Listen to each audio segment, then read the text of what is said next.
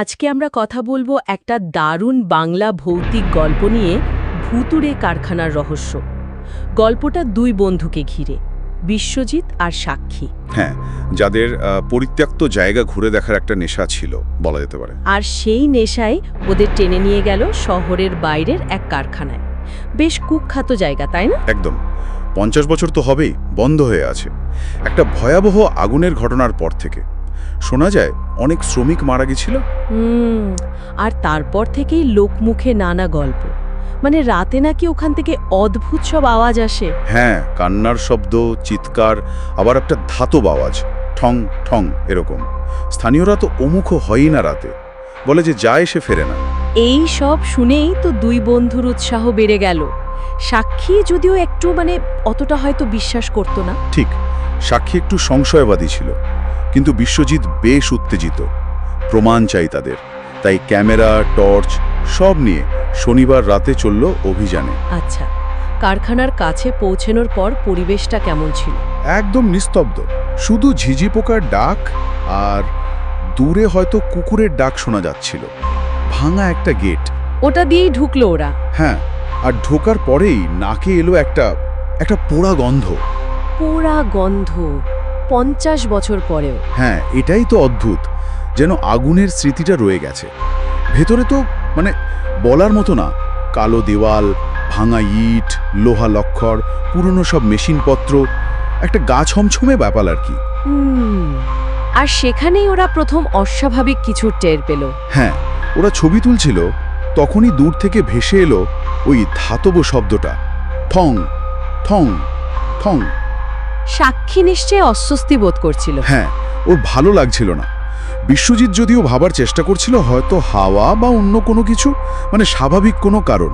কিন্তু ব্যাপারটা তো স্বাভাবিক রইল না দেয়ালে লেখাটা দেখার পর। ঠিক, দেওয়ালে দেখলো আঙুল দিয়ে কেউ যেন লিখেছে, এখান থেকে বেরো। হ্যাঁ, এটা তো সরাসরি ওয়ার্নিং। বিশ্বজিৎ তখনও এটাকে কারোর মজা বলে উড়িয়ে দিতে চাইল, কিন্তু ওই ধাতব শব্দটা, হ্যাঁ, ওই শব্দটা আর থামেনি, বরং আরো জোরে, আর মনে হচ্ছিল ওপরতলা থেকে আসছে। এবার তো আর উপেক্ষা করা যায় না। একদম না। সাক্ষী তো রীতিমতো ভয় পেয়ে গেছে, কিন্তু বিশ্বজিতের জেদ চেপে গেছে, সে যাবেই ওপরে। পুরনো সিঁড়ি ছিল নিশ্চয়ই। হ্যাঁ, আর ওঠার সময় ওই ক্যাচ ক্যাচ শব্দ, উফ, যেন আগে থেকেই বিপদ সংকেত দিচ্ছে। উপরে গিয়ে কি দেখলো ওরা, সেটাই তো গল্পের ভয়ের জায়গা। হ্যাঁ, বলতে গেলে ক্লাইম্যাক্স। ওপরের করিডোরে গিয়ে দেখলো একটা খোলা দরজার সামনে একটা মাথাবিহীন ছায়ামূর্তি দাঁড়িয়ে আছে। মাথাবিহীন ছায়া? হ্যাঁ, একেবারে স্পষ্ট। আর সেটা ওদের দিকে এগিয়ে আসতে শুরু করলো। ওরা পালালো না? পালানোর চেষ্টা তো করলো, কিন্তু ঘুরে দেখে সিঁড়িটা নেই। সিঁড়ি নেই উধাও? হ্যাঁ, যে সিঁড়ি দিয়ে উঠেছিল সেটাই নেই। ভাবুন অবস্থাটা, পালানোর পথ বন্ধ। কি ভয়ঙ্কর। তারপরই শুনলো ওই অশরীরী কণ্ঠস্বর, ধাতব, ইয়েনজং, বলছে, তোমরা এখানে কেন এসেছো? এখানে যারা আসে তারা ফিরে যায় না। সরাসরি হুমকি। তখন ওরা কোনো মতে দৌড়ে একটা ঘরে ঢুকে দরজা বন্ধ করে দিল। সেই ঘরে কিছু ছিল? হ্যাঁ, দেওয়ালে একটা পুরনো ছবি, এক ব্যক্তির যার মাথা নেই। ছবির নিচে লেখা, কারখানার মালিক 1972। সম্ভবত ওই দুর্ঘটনায় মারা গেছিলেন। তার মানে ওই ছায়ামূর্তি কি মালিকের আত্মা? মনে তো তাই হচ্ছে। আর তখনই দরজায় ভীষণ জোরে ধাক্কা পড়তে শুরু করলো, ঠং ঠং ঠং, যেন কেউ ভাঙার চেষ্টা করছে। ওরা কি করলো? পালানোর জন্য জানলার দিকে গেল, কিন্তু জানলা দিয়ে তাকিয়ে দেখে নিচে কিচ্ছু নেই, শুধু নিকষ কালো অন্ধকার, যেন একটা অতল গহ্বর। কোনো দিকেই পথ নেই? না। আর ঠিক সেই মুহূর্তে দরজাটা ভেঙে গেল। ওই মাথাবিহীন ছায়াটা ঘরে ঢুকলো, হাতে একটা পোড়া লোহার রড। সর্বনাশ! হ্যাঁ, আর কোনো উপায় না দেখে ওরা ওই জানলা দিয়েই ঝাঁপ দিল। তারপর ওদের কি হলো? পরের দিন সকালে কারখানার বাইরে ওদের অজ্ঞান অবস্থায় পাওয়া গেল। লোকজন উদ্ধার করে, কিন্তু আসল ব্যাপারটা অন্য জায়গায়। কোথায়? ওদের ক্যামেরাটা অক্ষত ছিল। আর মোবাইলও? ক্যামেরায় কিছু ধরা পড়েছিল। হ্যাঁ, ওটাই সবচেয়ে ভয়ের। ফুটেজে দেখা যাচ্ছে রাতে যখন ওরা অজ্ঞান হয়ে বাইরে পড়েছিল, ওই মাথাবিহীন ছায়াটা ওদের পাশে এসে দাঁড়িয়েছিল, চুপচাপ। কি বলছেন? পাশে দাঁড়িয়েছিল? হ্যাঁ, এটা দেখার পর তো গায়ে কাঁটা দেয়, যেন আধুনিক প্রযুক্তি দিয়ে পুরনো কোনো অভিশাপ প্রমাণ হয়ে গেল। আর কিছু ছিল ফুটেজে?